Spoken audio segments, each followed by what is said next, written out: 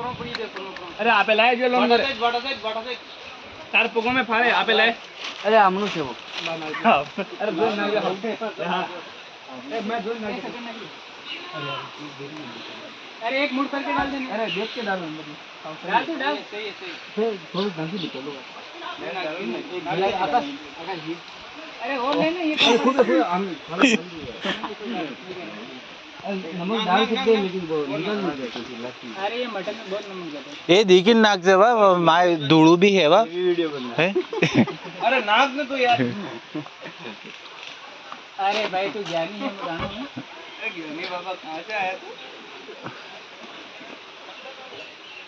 हरिओम महादेव जी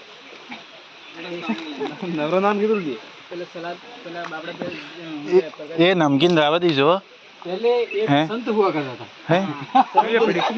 ये बात मतलब है क्या ये कैसे पुराना है सुबह उठ तुम महादेव जी के प्रति जुड़े वो संत क्या करता था उसके बाद सब राक्षस दिख रहे हो राक्षस फूल वूलने थे राक्षस वो राक्षस था तो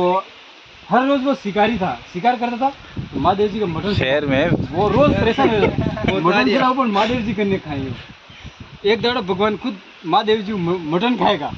मतलब यूँ कि भगत चढ़ावे रहे और मटन खाऊं मैं यो इतना आए मगे गांव में वो